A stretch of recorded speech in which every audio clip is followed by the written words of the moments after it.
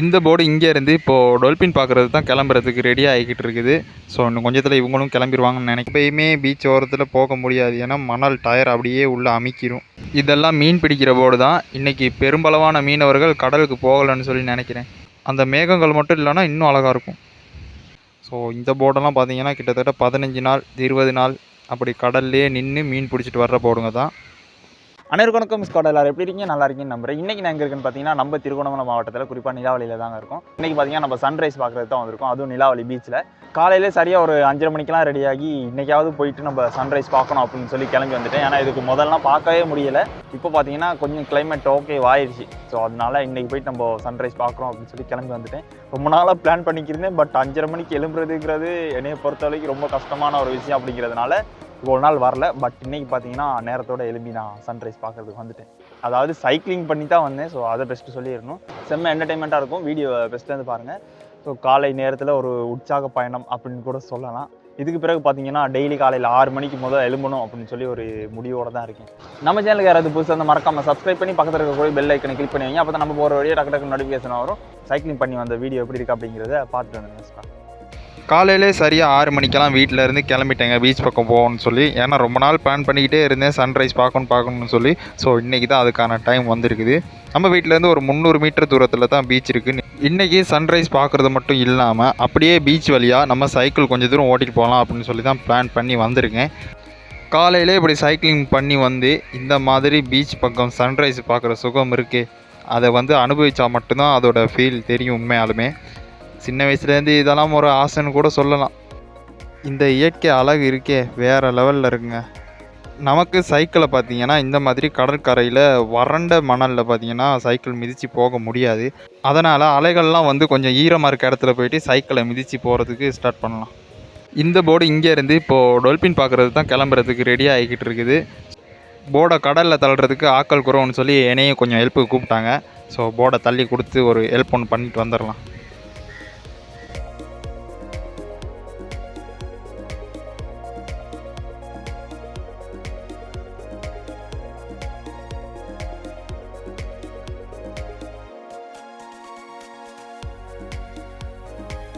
காலையிலே ஏதோ நம்மளால் முடிஞ்ச ஒரு நல்லதையும் பண்ணி முடித்தாச்சு.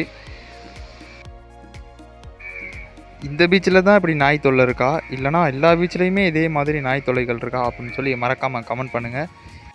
ஒரு பக்கம் சூரியன் உதிக்க, இன்னொரு பக்கம் சந்திரன் மறைஞ்சிக்கிட்டு இருக்காரு.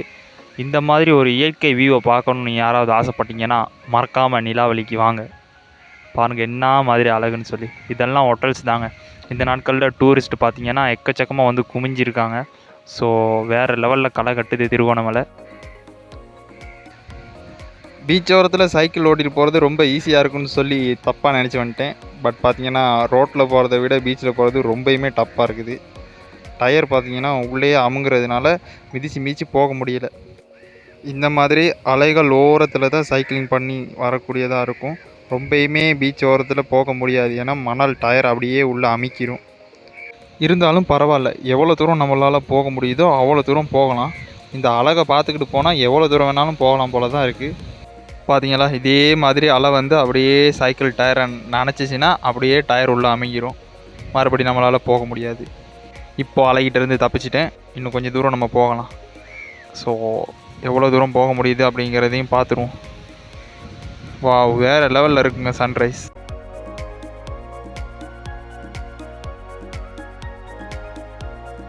இதெல்லாம் மீன் பிடிக்கிற போர்டு தான். இன்றைக்கி பெரும்பளவான மீனவர்கள் கடலுக்கு போகலைன்னு சொல்லி நினைக்கிறேன். ஏன்னா இந்த போர்டெல்லாம் பார்த்திங்கன்னா ஆழ்கடலில் மீன் பிடிக்கிறது, தூண்டிலில் தான் மீன் பிடிப்பாங்க. இவங்கெல்லாம் பெரிய பெரிய மீன்களாக படும். ஸோ காலையில் சரியாக ஒரு 6 மணி 6:30 மணிக்கு தான் கரைக்கு வருவாங்க. பட் இன்றைக்கி பார்த்திங்கன்னா அவ்வளோ போர்டுமே கரையிலேயே தான் இருக்குது. நேற்று போகலைன்னு நினைக்கிறேன். இந்த சன்ரைஸை பாருங்கள் எவ்வளோ ஒரு அழகாக இருக்குன்னு சொல்லி.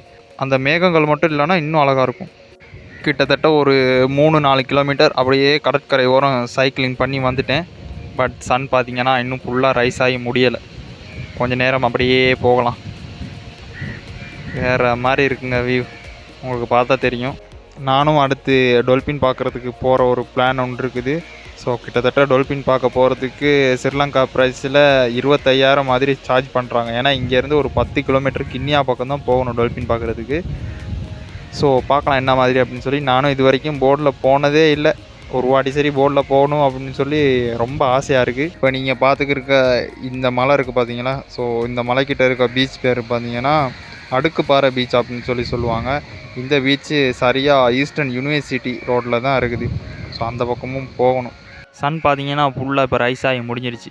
ஃபுல் சன்ரைஸ் எப்படி இருக்குது அப்படின்னு சொல்லி பாருங்கள் ஸ்காட். வேறு மாதிரி இருக்குது. சூரியனோட வெளிச்சம் அப்படியே தண்ணியில் பட்டு தெறிப்படைகிற அந்த அழகு இருக்கே, வேறு லெவலில் இருக்குது ஸ்காட்.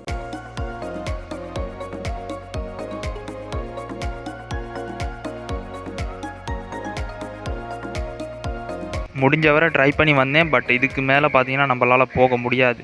அலைகள் ரொம்பவே கரைக்கே வருது. ஸோ சைக்கிள் பண்ணி போக முடியாது. ஓகே ஸ்காட், இந்த இடத்துல நிப்பாட்டிட்டு கொஞ்சம் நேரம் அப்படியே கடலை ரசிச்சுட்டு நம்ம வீட்டுக்கு கிளம்ப வேண்டியது தான். கடலை பார்த்துக்கு இருக்கும்போது திடீர்னு இவ்வளோ பெரிய போர்டு ஒன்று கண்டேங்க. ஸோ இந்த போர்டெல்லாம் பார்த்தீங்கன்னா கிட்டத்தட்ட 15 நாள் 20 நாள் அப்படி கடல்லே நின்று மீன் பிடிச்சிட்டு வர்ற போடுங்க தான். ஓகேங்க, இந்த வீடியோ இதோட நான் எண்ட் பண்ணிக்கிறேன். நம்ம சேனலுக்கு யாராவது புதுசாக இருந்தீங்கன்னா மறக்காமல் சப்ஸ்கிரைப் பண்ணி உங்களோட சப்போர்ட்டை தாங்க. தொடர்ந்து நம்ம சைக்கிளிங் விளாக்ஸ், மோட்டோ விளாக்ஸ் அதெல்லாம் போடுவோம். ஸோ இந்த மாதிரி உங்களுடைய ட்ராவல் நண்பர்ஸ் யாராவது இருந்தால் அவங்களுக்கும் வீடியோவை ஷேர் பண்ணி அவங்களையும் சப்போர்ட் பண்ண சொல்லுங்கள் ஸ்காட். மறக்காமல் சப்ஸ்கிரைப் பண்ணி பெரிய அளவில் ஒரு சப்போர்ட் தருவீங்க அப்படின்னு சொல்லி நான் நம்புகிறேன். ஸோ ஓகே ஸ்காட், அடுத்த சூப்பரான ஒரு வீடியோவில் சந்திக்கலாம். ஓகே, பாய்.